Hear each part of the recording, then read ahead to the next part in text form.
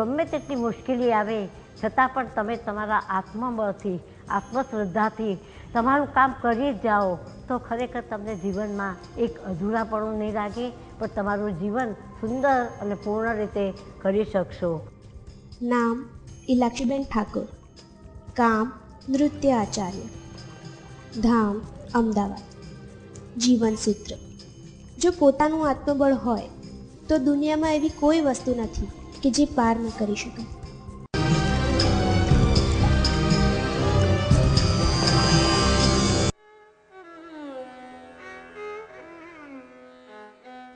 મારા નૃત્યની શરૂઆત મેં લગભગ 3 કે 4 વર્ષની ઉંમરથી કરી.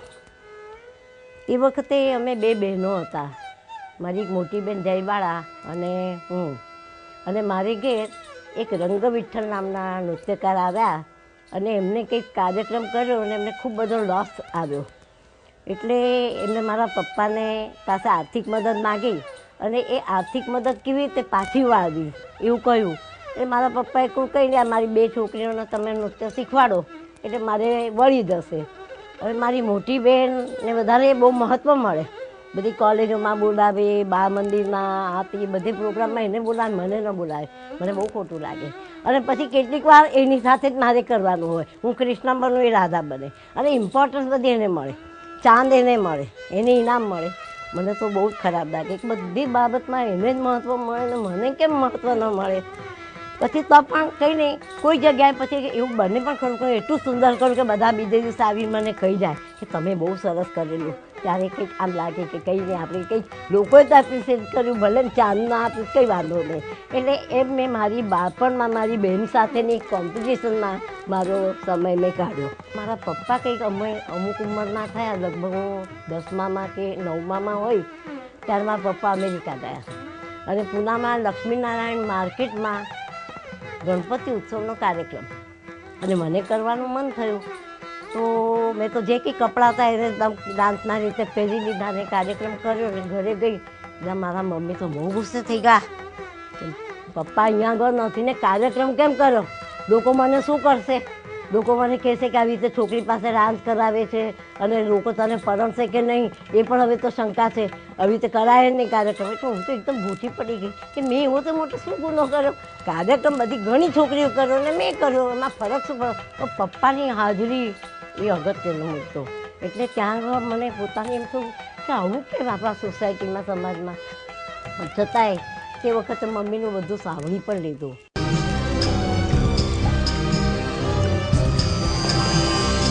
SSCમાં હું 3 વાર નાપાસ થઈ અને 3 વાર નાપાસ થઈ એટલે મારે થયું શું કે કયા વિષય સાથે મારા પપ્પા એટલું માને કે ગ્રેજ્યુએટ તો થવું જ જોઈએ. એટલે મારા પપ્પાએ મને એવું નક્કી કર્યું કે એવા વિષયમાં મોકલો કે એ ભણી શકે, ખૂબ ઉત્સાહથી ભાગ લઈ શકે. અને બાય ધ ટાઈમ 1955માં કંઈક જાહેર ખબર આવી પેપરમાં કે બરોડા MS યુનિવર્સિટીમાં ભરતનાટ્યમ, કથક, નાટક, સંગીત એ બધાનો કોર્સ શરૂ થયો છે, ડિગ્રી કોર્સ. અને તે જ વખતે મારે કંઈક SSCમાં એવા કંઈક માર્ક્સ આવ્યા કે જેમાં હું આ કોલેજમાં એડમિશન લઈ શકું. એટલે મેં ત્યાં મારી એપ્લિકેશન મોકલીને કહ્યું કે મને તમે એડમિશન આપી શકશો. એટલે એ લોકોએ કહ્યું તમારે આ એન્ટ્રન્સ એક્ઝામ આપવી પડશે ને તમે અહીંયા આવો. એટલે હું ત્યાં આગળ ગઈ. મને બીક તો લાગે કે કદાચ મને આ લોકો એડમિશન નહીં આપે, પણ ત્યાં આગળ બધા મોટા મોટા મહાન નૃત્યકાર, સંગીતકારો બધા બેઠેલા. મારે તાલ પણ બતાવવાનું, ગાવાનું પણ ખરું, નૃત્ય પણ બતાવવાનું ને મારી એન્ટ્રન્સ એક્ઝામ. અને એ લોકો કહ્યું ને સારું સિલેક્ટ તને કરી, કારણ કે 40 સ્ટુડન્ટ્સ હોય એમાં બધું સંગીત, નૃત્ય, નાટક બધું શીખવાનું. એટલે સિલેક્ટ તો મને કરી. હવે બીજો પ્રશ્ન આવ્યો મીડિયમ ઇંગ્લિશ.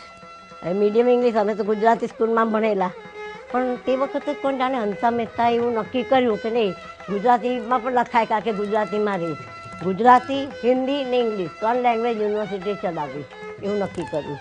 એટલે મને ફાયદો થઈ ગયો. બીજું શું થયું, કોલેજમાં તો અમુક પીરિયડમાં ડાન્સ શીખવાનો કે એક આખા દિવસમાં 2 જ પીરિયડ હોય ને એમાં ડાન્સ શીખવાનો, એમાં પાસે ગુરુજીના મૂડ ન હોય તો નહીં શીખવાનું. એટલે પછી આગળ તો શીખવાની બહુ ઈચ્છા થાય, આખો દિવસ શું કરું, 24 કલાક ખાવા પીવાનું આ છે તે બધો ખર્ચો પણ ખૂબ થાય અને મારે શીખવાનું કાંઈ નહીં. એટલે મેં મારા ગુરુજી સાથે પ્રાઇવેટ ટ્યુશન રાખ્યું પ્રાઇવેટ ટ્યુશનમાં કંઈ બહુ પૈસા નહોતા, 10 રૂપિયા કે 20 રૂપિયા મહિનાના, પણ એ પણ મારે કેવી રીતે કાઢવા? એટલે પછી મેં નક્કી કર્યું કે હોસ્ટેલમાં જે જમવાના ફૂડ બિલ આપું ને એના અડધા પૈસા બચાવી દો. એટલે 40 રૂપિયા જે ફૂડ બિલ હતો એમાં 20 રૂપિયા સાંજના નહીં જમવાનું, અને એ જમવાનું રાખી છોડી અને હું પ્રાઇવેટ ટ્યુશનમાં ગઈ. પણ પ્રાઇવેટ ટ્યુશનમાં પણ પછી બહુ સંતોષ તો નહીં થયો, કારણ કે ફી આપું પણ એ પ્રમાણે મને ટ્રેનિંગ તો મળતી જ નથી. એટલે થોડાક વખત 1 મહિના ભૂખે રહી, પણ પછી મેં કહું કે હવે આપણાથી ભૂખ્યા પણ નહીં રહેવાય અને આ નૃત્ય પણ શીખવા નથી મળતું, એટલે એ પણ મેં છોડી દીધું.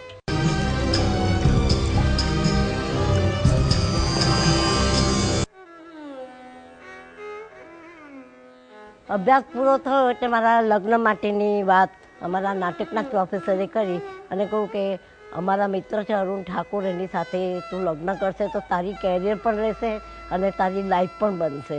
ને એ લોકોએ બધાએ ખરેખર રસ કરી ને મને અરુણ ઠાકોર સાથે મારા લગ્ન કરાવ્યા અને હું અમદાવાદમાં આવી. ને એમને પોતે નાટકનું એમનું ચાલતું હતું જે કામ એ છોડીને મને ઘરમાં ઘણી બધી મદદ કરાવી. ને એને કારણે હું અત્યારે આટલા વર્ષ અત્યારે મારો અહીંયા આગળ અમદાવાદમાં 43-44 વર્ષથી ક્લાસ ચાલે છે. 6 વર્ષ મારા કોલેજમાં ગયા, એમ 50 વર્ષથી હું આ ક્ષેત્રમાં સફળતાપૂર્વક કામ કરી શકી છું. પણ પછી નૃત્યની સાથે ઘરને માટે પાછી જવાબદારી આવી એટલે કેટલાક લોકો મને સંભળાવતા, એમાં જસવંત ઠાકર ખાસ કહેતા કે તારા નૃત્યને કારણે અરુણે નાટકનું ફિલ્ડ છોડી દીધું, અને મને બહુ સંભળાવતા. પણ મને પોતાને ઘણીવાર આમ લાગે કે નાટકના ફિલ્ડ કરતાં મને નૃત્ય જરા વધારે ઊંચું લાગતું, કારણ કે નાટકને કારણે છોકરાઓનું ધ્યાન ન અપાય, પછી છોકરાઓ પણ કોણ જાણે કે નાટકમાં શું કરશે. અમે લોકો ધારો કે હું પણ નાટકમાં રસ લઉં તો આવા બધા પ્રોબ્લેમ થયા, એટલે અરુણ ઠાકોરે નેચરલી નાટકમાંથી નીકળી જવું પડ્યું. અને મને તે વખતે ખ્યાલ પણ ના આવ્યો કે એમને આખું ફિલ્ડ છોડી દીધું ડ્રામાનું, કારણ મારી પાસે એમને સમય આપવો પડે.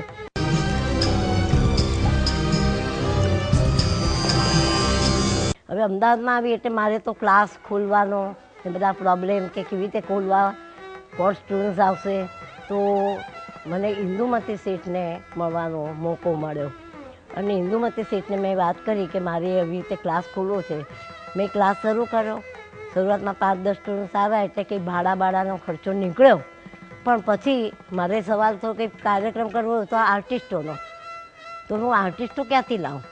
તો મારે તો પાછું બરોડા મ્યુઝિક કોલેજને કોન્ટેક્ટ કરવો પડે ને મને વાઇસ ચાન્સલર, પ્રિન્સિપાલ બધાની મદદ લેવી પડે. પણ મને કેટલાક લોકો જે પ્રોફેશનલ અમારી આ લાઈનના એ બધા કોન્ફ્લિક્ટ પણ કરે, મદદ કરવાને બદલે હેરાન કરે.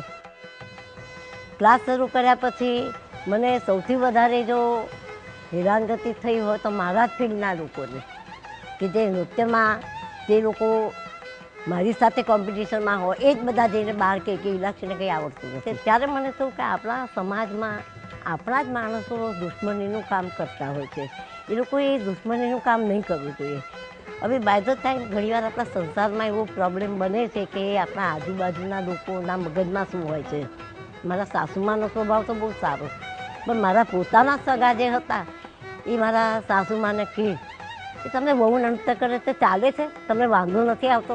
પણ મને એમ લાગ્યું કે એમને બહુ સામનો કરવો પડે છે કે પુત્રવધુ નૃત્ય કરે અને એમને બધા એવા સવાલ પૂછે, એટલે એમને કાર્યક્રમોમાં પણ હું પછી ધીમે ધીમે બંધ કર્યા. મારા સાસુમાં શું જવાબ આપે એ બિચારાને કંઈક સમજ જ ન પડે કે શું છે. પણ પછી મારા જે ઓળખીતાઓ કે તમારા સાસુમાને મેં તો આવું કહ્યું કે તમે બહુ નૃત્ય કરે તો ચાલે.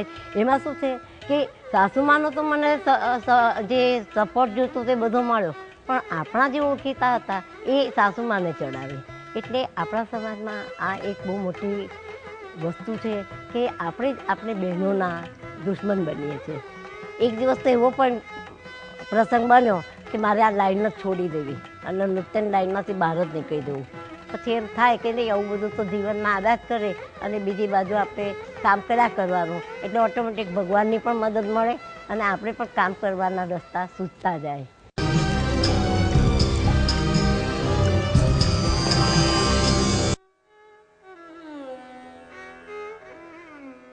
મારો મોટો દીકરો છે એ જ્યારે મારા મૃદંગ પ્લેયર આવે ત્યારે મૃદંગ શીખે, અને મૃદંગમાં એને થોડું ઘણું શીખે એવી મારી ઈચ્છા નહીં શીખે એટલે તબલા પણ ગમે, મૃદંગ ગમે.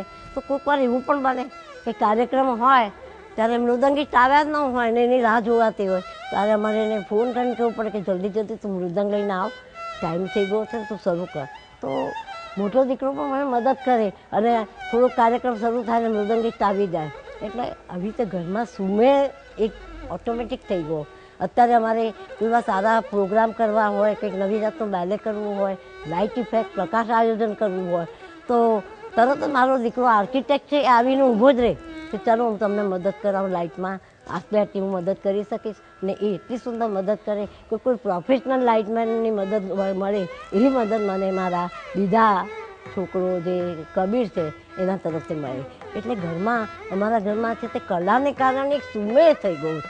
એ સુમેળ એટલો બધો થઈ ગયો છે કે આજે એક યુનિટી, અને યુનિટી કલાને કારણે છે તો છોકરીઓના વાલીઓની પણ યુનિટી મળે, છોકરીઓના મમ્મીઓની પણ મળે.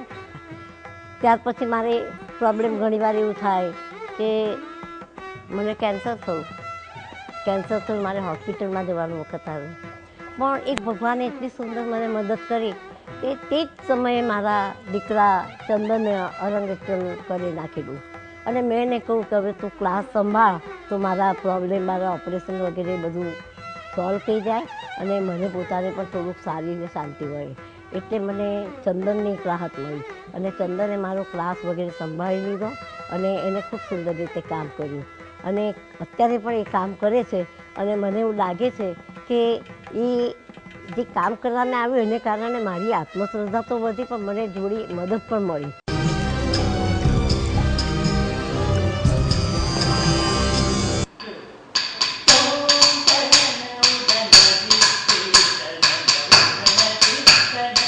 કેટલીક વાર એવી સંસ્થાઓ આપણે ચલાવતા હોય ત્યારે આપણે આર્થિક રીતે ઘણીવાર એવા પ્રશ્ન આવે કે હું એલિસ બ્રિજ પાસે એક આવાસ ગેસ્ટ હાઉસમાં ક્લાસ લેતી, તો એ લોકો મને ઘણીવાર એવી રીતે હેરાન કરે કે તમારી છોકરીએ સાયકલ અહીંયા મૂકી, તમારી છોકરીએ પેલા ઝાડને હાથ લગાવ્યો, તમારી છોકરીએ મારા ઝાડને કંઈક પાંદડું તોડ્યું.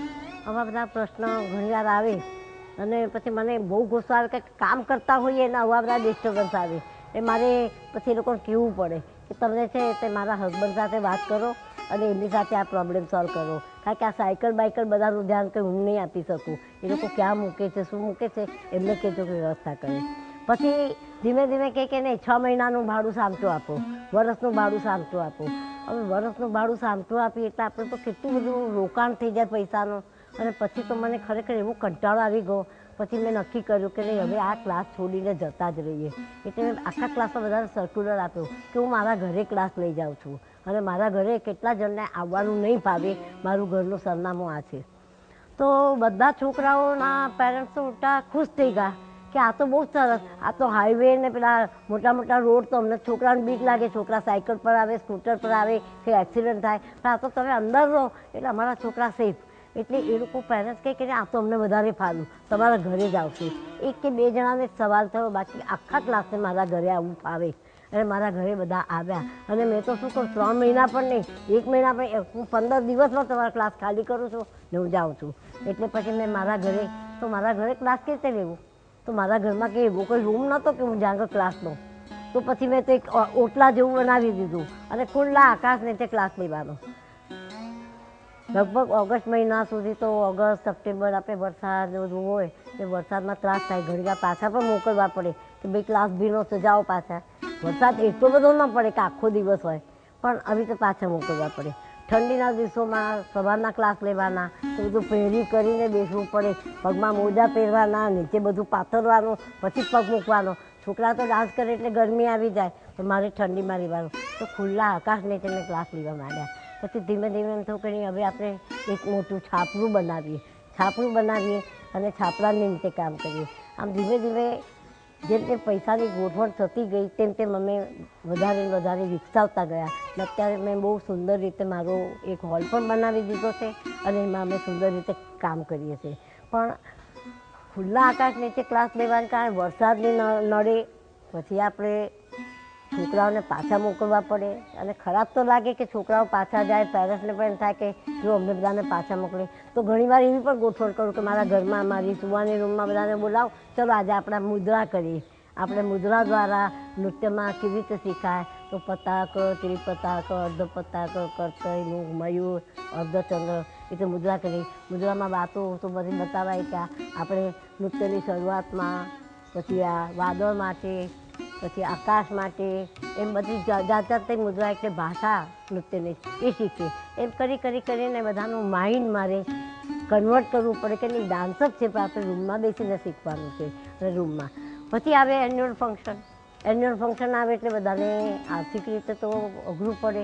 ઘરેણા પણ અહીંયા મળે નહીં, મદ્રાસ મળે તે પણ મોંઘા મળે. એ પછી 150 જણ, 200 જણ, 300 જણને સ્ટેજ ઉપર આવવાનું હોય. એ પછી બધાનું ખાસ કહું કે આપણે શું કરીએ કે ત્યાંના જેવા ઘરેણા જ બનાવી દઈએ.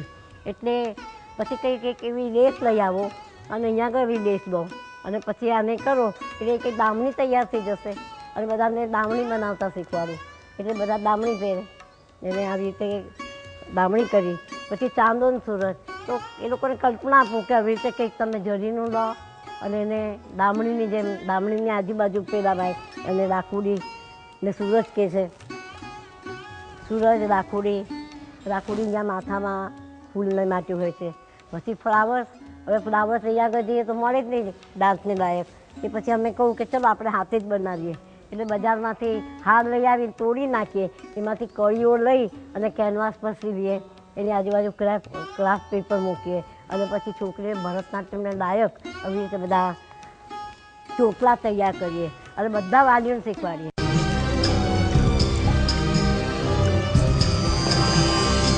હવે ગઈકાલે કે પરમ દિવસે જે કાર્યક્રમ થયો તો કાર્યક્રમના અગત્યતા કરતાં વિડીયો અને આ તેને એટલું મહત્ત્વ આપી દીધું કે પ્રોગ્રામ તો બાજુમાં રસદ નિષ્પત્તિમાં મને ડિસ્ટર્બ થાય. પછી મારે છેવટે કેમેરામેનને જઈને કહેવું પડ્યું કે ભાઈ તું સ્ટેજ ઉપરથી નીચે ઉતર, તારો પ્રોગ્રામ નથી. અત્યારે છોકરીનો જે પ્રોગ્રામ છે એ અમે જોવાને આવ્યા છે અને તમે જે આ અહીંયા વચ્ચે વચ્ચે ફરો છો અમને રસદ નિષ્પત્તિમાં ડિસ્ટર્બ થાય છે. પહેલાં બધા સાંભળતા નથી પણ પછી એ લોકોને શીખવવું પડે છે. શીખવવું પડે ત્યારે મનમાં ખૂબ દુઃખ થાય. અમારા ભરતનાટ્યમમાં એક નિયમ છે કે ચપ્પલ પહેરીને સ્ટેજ ઉપર નહીં જવાનું. એ બધા સ્ટેજ ઉપર ચપ્પલ પહેરીને જાય એટલે અમારે કાયમ એને એનાઉન્સ કરીને કહેવું પડે કે ભાઈ અમે ભરતનાટ્યમમાં રંગમંચને મંદિર માનીએ છીએ. રંગમંચ અમારે માટે મંદિર કહેવાય અને એના પર તમે બૂટ અને ચપ્પલ પહેરીને ના આવો અમને નથી ગમતું. અને મેં તો નક્કી જ કર્યું છે કે એવું કહેવાનું, ભલે પછી ગમે તેટલા મોટા મિનિસ્ટર આવે કે ગમે તે આવે આપણે કહેવાનું કે ભાઈ અમારી આ માન્યતા છે એને તમે સાચો અને એ પ્રમાણે જ તમારે વર્તવાનું. કેટલાક લોકો મોઢું બગાડે પણ ચલાવીએ અને આવી રીતે ડિસિપ્લિન પણ અમારે શીખવવું પડે છે. અને ડિસિપ્લિનની બાબતમાં વાલીઓ સાથે ઘણીવાર અમારે ચળબળ પણ થાય. ઘણા વાલીઓ કે અમારે જમણ કરવાનું છે, અમારે આઈસ્ક્રીમ ખવડાવવો છે, હવે થાય શું કે મારી પાસે બધો મિડલ ક્લાસ આવે છે અને બધાને કંઈ એવું એફોર્ડ થતું નથી કે બધાને જમાડે. એટલે અમારે બધાને કંટ્રોલ કરવું પડે કે ના આ કાર્યક્રમ નૃત્યનો છે અને નૃત્યના કાર્યક્રમને તમે મહત્ત્વ આપો. તમારે જમાડવા હોય તો તમારા ઘરે જમાડો, તમે બીજે દિવસે જમાડો, એને આગલે દિવસે જમાડો, પણ કાર્યક્રમમાં તમારે જમાડવા બમાડવાની જરૂર જ નથી. કાર્યક્રમ એ ભગવાનને માટે નથી. જેમ તમે યજ્ઞ કરો છો, જેમ પૂજા કરો છો, તેમ આ એક કાર્યક્રમ ભગવાન માટે નથી. આપણું જે શાસ્ત્રીય નૃત્ય છે એ મંદિરમાં જન્મેલું છે અને એને કારણે તમે યજ્ઞ રૂપે માનો. છતાં પણ અત્યારના એવું દુઃખ થાય છે કે બધા જેમ લગ્નમાં માલવા આવે ને તરત કે હવે અમે જઈએ છીએ આ નમસ્કાર કરે. પણ તમે તમારી એક બારથી 5 થી 7 તો બધું એકનું એક છે. અમારે શું જોવાનું કે મીરાબાઈનું એક ભજન આપણે ફરી નથી ગાતા, આપણે ગાતા જ હોઈએ છીએ. અને એ એકનું એક કવિતા સુંદર રીતે બધા જુદી જુદી રીતે રજૂ કરે છે. આજે મારું હસવાનું જુદું છે, બીજા કોઈનું હસવાનું જુદું છે. આમ જીવનમાં આપણા અનેક રસ્તા ત્યાં સંકળાયેલા છે. આપણા નરસિંહ મહેતાએ કહ્યું છે કે વિવિધ રચના કરી અનેક રસ લેવાને, જીવ થકી જીવ થયો એ જ આ છે. અમારી છોકરી કોઈ એમ્બિશિયસ હોય, ખૂબ આગળ વધી શકે એવી હોય તો એને એમ થાય કે ચલો આ ગાનારા છે એને પોતાના હાથમાં રાખે, એને કંટ્રોલમાં રાખે એટલે એની જોડે પ્રેમમાં પડી જાય, એની જોડે ફ્લર્ટિંગ કરે અને પછી બંનેનું એવું બધું લફું ચાલે કે પછી વાલીઓ સુધી પહોંચે. પછી વાલીઓ આવીને કહે કે આ આવો પ્રોબ્લેમ ઊભો થયો છે. ત્યારે આપણે એમ લાગે કે માણસને મહત્વાકાંક્ષાને કારણે ક્યાં ક્યાં જવું પડે છે, ત્યારે એકવાર મારી એવી વાત બની હતી કે ઘણીવાર મને પૂછે બધા કે કલાકારોને લઈને તમે બહાર કેમ નથી ફરતા? તો મારે માટે આ એક મૂંઝવણવાળો પ્રશ્ન કે બધાને બહાર લઈ જઈએ પણ બધા કલાકારો સાથે અને એમાં યંગસ્ટર્સ જો હોય અને એ બધાને કેવી રીતે કંટ્રોલમાં રહેવું. મારે અમેરિકામાં પણ મારી એકાદ સ્ટુડન્ટને લઈને જાઉં, બહુ રૂપાળી હોય અને સારો ડાન્સ પણ કરતી હોય, તો એની આજુબાજુ એવા યંગ છોકરાઓ ફરતા હોય કે મને પોતાને જ્યાં સુધી એ મારી સાથે ઊંઘવા માટે મારા રૂમમાં ના આવે ત્યાં સુધી મારે જાગતા બેસી જવું પડે. એટલે હવે આપણી પોતાની ઊંઘ હરામ કરીને પણ એ કાર્યક્રમોથી દૂર ભાગવાનું ઘણીવાર મન થાય ને એવા અનુભવ થતા. કે મેં તો એવું પણ સાંભળ્યું છે કે જેને ખૂબ આગળ વધવું છે, ખૂબ નામના મેળવી છે, મહાન નર્તક બનવું છે, એને ફ્લટિંગ પણ કરવું પડે છે. અને બોમ્બેમાં એવા પણ કલાકારો છે કે જે લોકોના અનુભવ છે ને એ લોકો મને વાત પણ કરી છે કે અહીંયા આગળ તો તમારે પ્રેસવાળાને પ્રેસ કોન્ફરન્સ બોલાવવી હોય તો તમારી ડ્રિંક પાર્ટી કરવી પડે, નહીં તો તમારે માટે સારું નહીં લખે. એટલે આવા સમાજના અનુભવો છે અને એને કારણે ઘણીવાર આપણે ડરીએ પણ છીએ અને ડરતા પણ કામ કરવું પડે છે. ઘણીવાર મહત્વાકાંક્ષાને કારણે પણ ક્યાં પગ લપસી જાય એ કહેવાય નહીં.